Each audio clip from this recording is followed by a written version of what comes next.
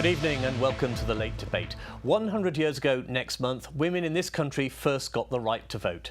So we start tonight's show talking to the London MP who's been described as the mother of the House. Harriet Harman's place in history was assured with a supporting role in New Labour's most famous photo call, the Blair Babes, a lineup of the party's record intake of women MPs in 1997. We think that the government cuts are actually making the situation for young mothers like yourself. 15 years earlier, she was expecting her first child when she was chosen as Labour's candidate in the Peckham by-election. She won, but only after a bruising contest with the STP. Their canvassers have stood on doorstep after doorstep and said that a pregnant woman cannot represent this constituency, and the women and the men of Peckham have rejected them. In 1996, her place in the shadow cabinet appeared in jeopardy after she sent one of her sons to a selective grammar school, defying Labour policy. We're not sending him to a private school. We're not sending him to a school which was only available to us because of me being a Member of Parliament. Fellow Labour MP Ken Livingstone called for her to go. I haven't found a single MP who in their heart believes she's right. And when you're in that position, it's time to go. But senior party figures were loyal. Right, are you backing Harriet Harman? Of course. In 1997, Tony Blair rewarded Harriet Harman with a cabinet job, Social Security Secretary and Minister for Women. Women are now breadwinners. They regard themselves as equal citizens. They're also mothers, and public policy needs to address the revolution that's happened in women's lives. The following year, she was sacked in Blair's first reshuffle, but it didn't stop her rise. The former lawyer made a comeback as Solicitor General. She was elected Labour's deputy leader under Gordon Brown, and in 2010 she was back at the dispatch box as interim leader of the opposition. This budget is not driven by economics, it's driven by ideology. Twice in her career, Harriet Harman has taken on the role of Labour's acting leader, leaving many to wonder why this passionate advocate for women's rights didn't push for the job full-time. And I'm pleased to say that Harriet Harman joins me now. Harriet, can I ask you first of all, why didn't you take up the opportunity to put yourself forward as a possible Labour leader? Well, after we got chucked out of government in 2010, and because I was deputy, I then stepped forward as acting leader. I was so busy with the job of acting leader that I couldn't at the same time be running for leader. I had to choose to do one or the other, and I felt as deputy it did fall to me to try and pick up the pieces after we'd lost the election. And the same happened in 2015. So in a way, I was the one that was picking up the pieces rather than building for the future. Was it a mistake? Well, you know, I just did what I thought was right at the time, and it's no point looking back and thinking if only. Who knows? I think if I'd have stood for election, I probably would have won it. But who knows? I might have made a hash of it. But as somebody who's been such an advocate for women's rights, it just does seem strange that you didn't think yourself the right person to take the leadership of the party. And it is an embarrassment that whilst the Conservatives have had 2 women leaders, 2 women prime ministers, Labour has yet to have a woman leader. So next time it has to be a woman for us. Was there something about you being a woman that held you back, do you think? Well, certainly, you know, all of us women in those early days were very much up against it. I mean, when I was first in the House of Commons, it was 97% men and only 3% women. And we were very marginal. We were arguing for a different agenda, which wasn't even seen as political. You know, questions of childcare, domestic violence, equal pay. It's like, but that's not what politics is about. Politics is about the mines and the money supply and the motorways. So we were trying to argue a very different agenda rather than rising up in the situation as it was. The Harvey Weinstein scandal in Hollywood has opened the floodgates, and it seems that even our Parliament hasn't been immune from sleaze allegations. Were you surprised when the stories started to appear here? No, I think that what you have is a situation where when men are in positions of authority and power and you've got women in the junior ranks, most men wouldn't dream of abusing that power, but some do in order to be sexual predators. And the difficulty is that they just get away with it. There's no way to be catching up with them. And what the Harvey Weinstein thing has done has shone a light on it, brought it out into the open. So something that's been happening since forever is now exposed and hopefully is now going to be dealt with. It's a bit like equal pay. Unequal pay has been as it is for a long time, but now it's exposed the gap and now we've got to take action. Were you aware of what was going on in Parliament? I assumed that Parliament was like every other walk of life, which is that where you've got men in positions of power and women in junior positions. But you didn't hear stories or anecdotes? Not really, no. And no, I didn't. The Equality Act, this year we see a new clause coming in to play, which means that the rules which have made the BBC expose their gender pay gap will apply to a lot of big private firms. What's that going to mean? Well, not just the BBC, but all broadcasters, not just private firms, but every organisation with more than 250 employees, including political parties like the Labour Party and the Conservative Party, they'll have to publish the gap in hourly pay on average between men and women.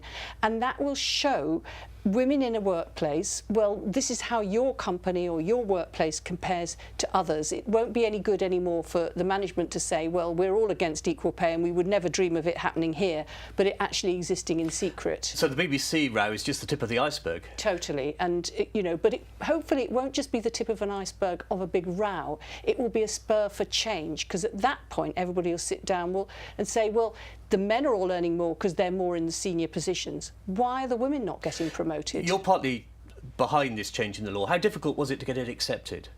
Well, it was a clause I put into the Equality Act in 2010, so it's taken quite a long time to actually find its way into being put into practice. And I think there was resistance because people like to say, well, we're against unequal pay, but they don't like to be put on the spot themselves. And what this does is say, everybody says they think that women should be paid equally as men. Everybody agrees now that women should have equal opportunities. And therefore, if the pay structure shows as a matter of fact it's not happening, then actually it will precipitate change. What's the next big battle for women's rights? Well, I think one of the things that still holds women back is that men don't play an equal part in the home. I think we'll have actually got there thoroughly when men spend an equal amount of time and effort looking after their children as the children's mother does, and when they spend an equal amount of time looking after elderly relatives as their wife does. Then we've got there, I think. Can you legislate for that? No. You can't legislate for that, but you can help. So, for example, you can give men better paternity pay. Many men can't afford to take time off when their baby's born because they're out breadwinning and earning for the growing family. So, yes, public policy can help. It can help, but it can't actually go the whole hog. In the film earlier, we saw you taking part in the famous photo call dubbed Blair's Babes. Looking back, did that rankle that moniker? So this was a really amazing moment. A parliament which had been nearly all men. Suddenly there was 100 women arrived in 1997, and we wanted a photograph to show all these women that have arrived and to show the women outside that there was now women in the House of Commons as well. And it was meant to be a photograph of women. But when Number 10 heard about it, Tony Blair's office thought it was such a great idea. They thought he should join. I wasn't in favour of that because it looked like we were all there as groupies admiring him. But it's very difficult to say to the Prime Minister, who's just been swept into power with a landslide, don't come and be photographed with us. So there he stood in the middle, and I'm afraid that precipitated the argument that we were somehow Blair's babes when we were wanting to look like strong women all together on our own. I can't imagine you feeling like a groupie, but you did. Well, it just gave an opportunity because it was a new phenomenon to have 100 women when there'd only been, 10s or 20s. It made such a difference in the House of Commons. We weren't a majority, we were still a minority, but we were really a critical mass and could start changing things. So we did want to mark that moment. It was the moment really that women were moved from being very much outsiders to being part of the mainstream. You've talked earlier about that the next Labour leader must be a woman. Who's it going to be?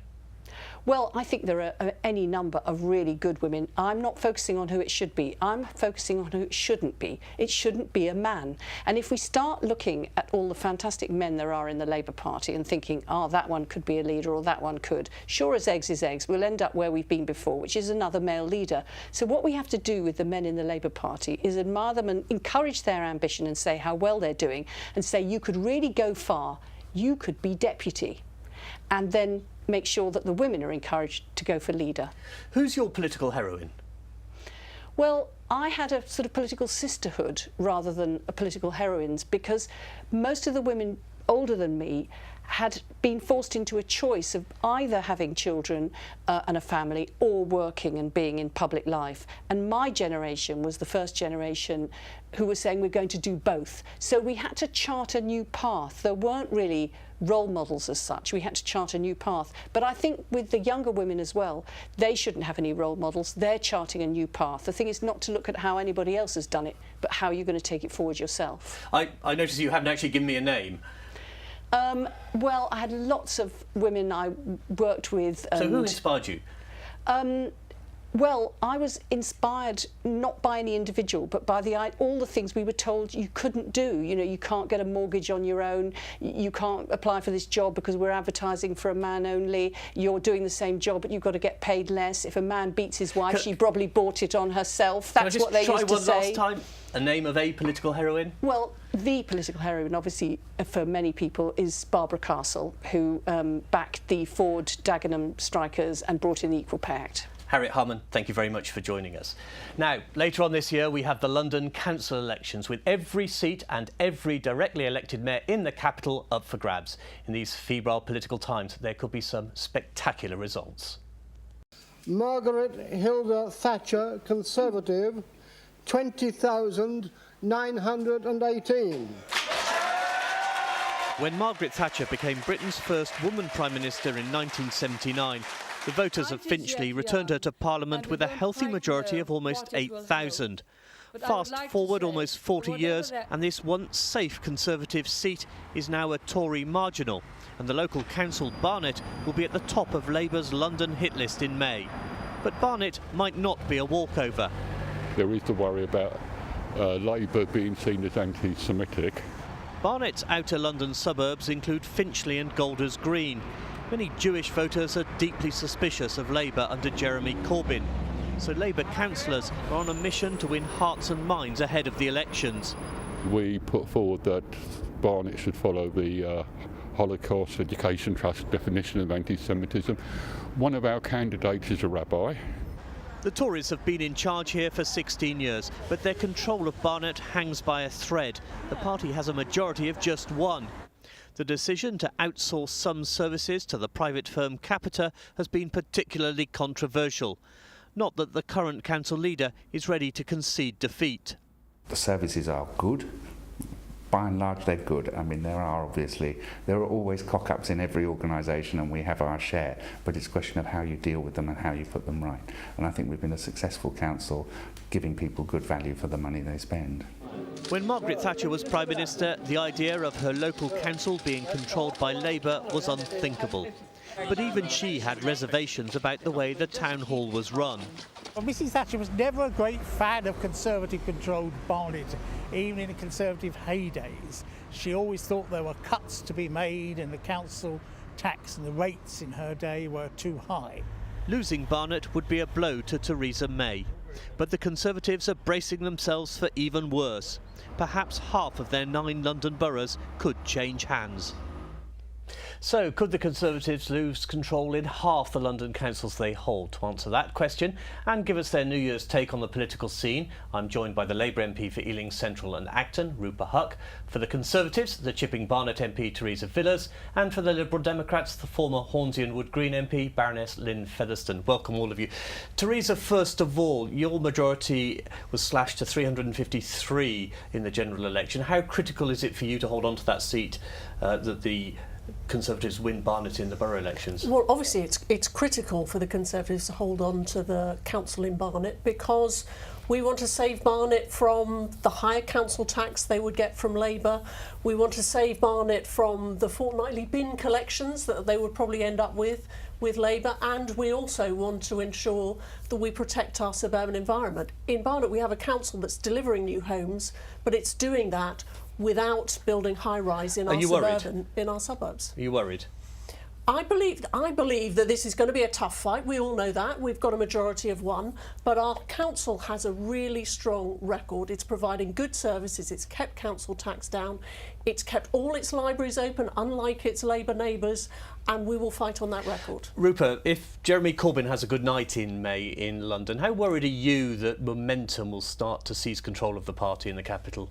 I mean, look, I'm very optimistic about what we're going to do in London, and no scenario would be a bad thing if Jeremy Corbyn has a good night. I know a lot of people are uneasy about the easy council aspects of Barnet in particular. But, I mean, Momentum helped me a lot in my... I mean, remember, only as recently as 2015, Ealing Central and Acton was a Conservative seat. It was won by 200-odd majority. It was swelled to nearly 14,000 this time, and it was Momentum activists, very hard-working people knocking on doors, that helped swell that majority for me. And recent polling in London shows, I think, a 25% lead, the stuff that came out in the autumn from Queen Mary College. So, I mean, who knows what might happen? No one predicted Trump, no one predicted Brexit, but I mean, all the indicators are that we'll have a good night. Lynn, Vince Cable's main message seems to be exit from Brexit. It is. Is that going to cut it in the borough council elections? Well, I think it will be a mixture of national and local issues, and I mean, London is a really interesting sort of specimen because the Labour vote in London has been extraordinary. To be fair to Labour, but I think in the 2017 general election it rose because I think there was a certain degree of belief that somehow Labour would save us from Brexit, where London is a very Remain kind of a city. But of course, Labour are not saving us for Brexit. Labour are supporting the Conservatives.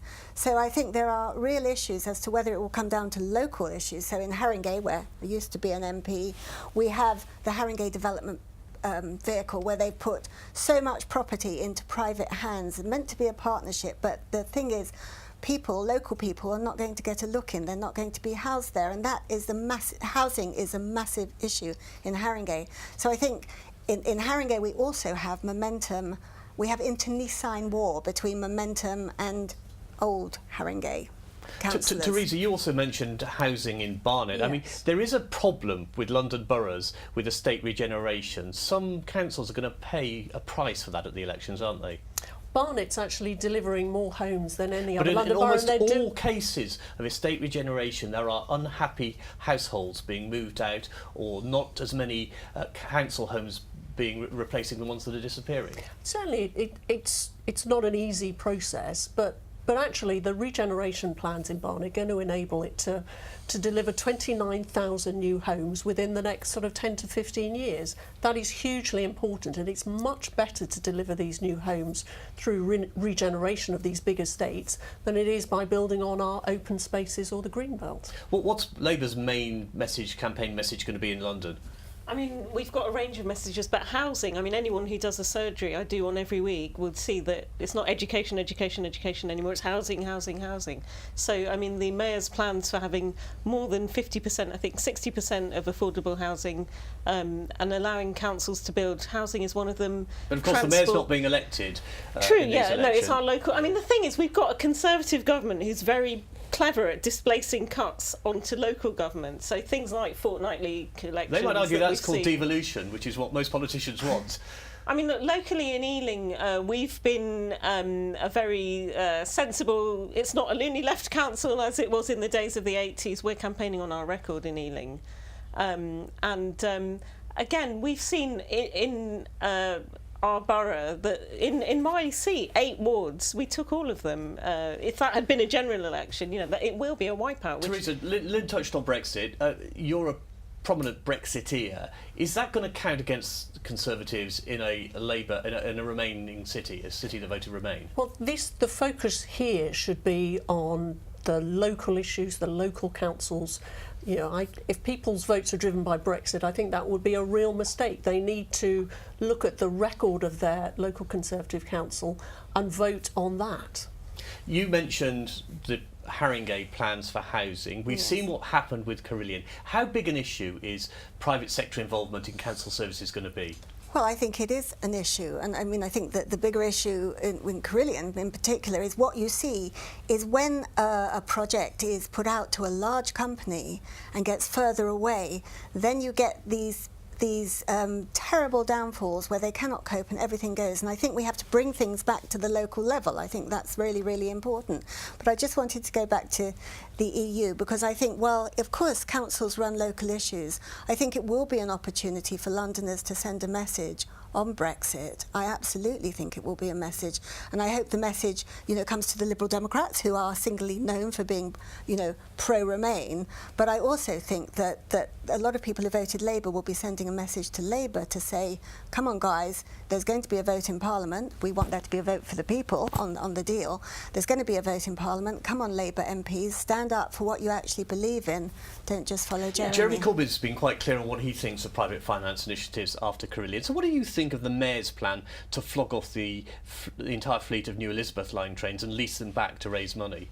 I mean, look, I think Jeremy Corbyn said that Carillion has been a turning point, and we see what happens when these big companies bite off more than they can chew. They were running loads of stuff, every library in Ealing. But do you think it's right for the Mayor to sell off these new trains? I mean, the thing is, these people have to box clever now that things like the TfL resource grant has been massively slashed by Tory central government. So they've got this very clever sort of conjuring trick where they cut money from the centre, and then someone like the Mayor is boxed in, they have less options, so they have to think imaginatively. Can I ask all three of you, what are your predictions for the coming year about what the big stories are and what is going to be the main issue? I think Brexit will still dominate, regardless of what we're doing in our local areas. I think Brexit will dominate. Housing will be the underlying issue that people really, really care about, because we've reached crisis level. Those are the two issues I think will dominate. Teresa? That will be a significant issue. I'd actually like to see all three parties working together to make a success of Brexit, but I also want to see progress on environmental matters, such as taking action to reduce our dependence on single-use plastics, continuing to clean up our electricity generation system, and really doing something to improve animal welfare as well, which is a particular subject that I'm focusing on. Rupert, briefly? Yeah, I'd agree, Brexit. I mean, again, seats like Battersea makes Wandsworth in contention for a borough that we could take. It hasn't been Labour since 1974, I think. I'd agree, air quality, things like that. Public transport is always a thing. I mean, in a seat like mine, we've got lots of big projects coming our way. Crossrail, that's meant to be speeding up in 2018. Hope so. It seems to be going faster in East London than in the West. Whether the voters have got the stomach for yet more Brexit for the next 12 months is something we'll have to find out. But I suppose all three of you are going to be looking very eagerly at the results of those elections in May. At this point, I'd just say thank you very much indeed for coming in and talking to us tonight. I'm afraid we've run out of time and I'm going to have to stop there. So thank you to all my guests tonight, to Harriet, to Rupert, Teresa and Lynn. I'll be back right at the beginning of February. Until then, good night and thank you for watching The Late Debate.